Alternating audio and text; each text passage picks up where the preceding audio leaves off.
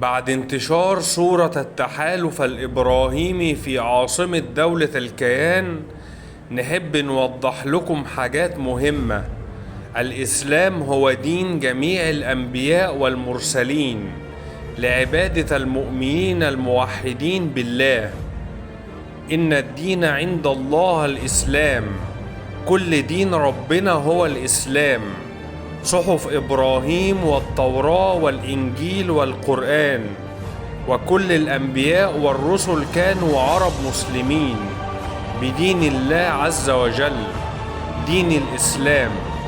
سيدنا إبراهيم أبو الأنبياء كان حنيفا مسلما، وما كان يهوديا ولا نصرانيا، وهو سمانا المسلمين.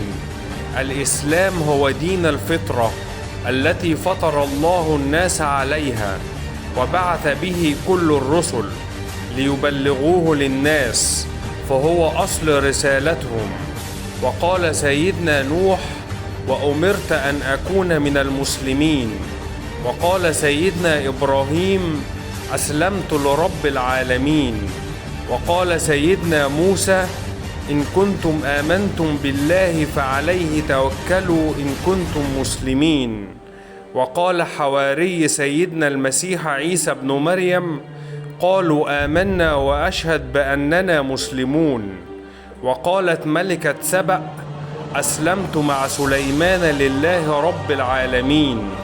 وقال الله تعالى في سورة المائدة عن الأنبياء: يحكم بها النبيون الذين أسلموا للذين هادوا.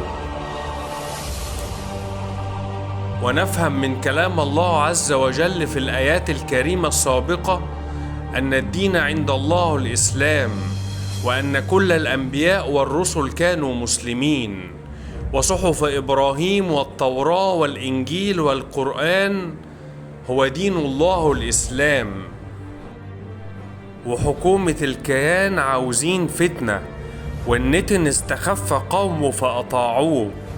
حاولوا يدمرونا في 2011 ومعرفوش، حاولوا يخترقوا حدودنا ومقدروش، حاولوا يعملوا فتن وما نجحوش، طلبوا التطبيع ورفضنا بس هم مصرين، طلبوا التهجير ومنعنا وضدهم دايما واقفين.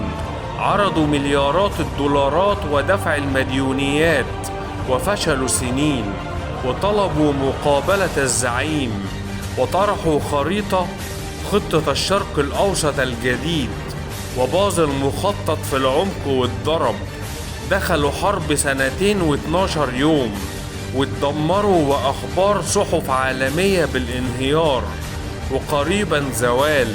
وبعد يأسهم الشديد طلعوا دين أبونا إبراهيم وعملوا دين إبراهيمي جديد، وسرقوا صور الرؤساء من جوجل وعملوا بوستر مع صورهم وعلقوها في عاصمة الكيان، وقالوا يعملوا فتنة.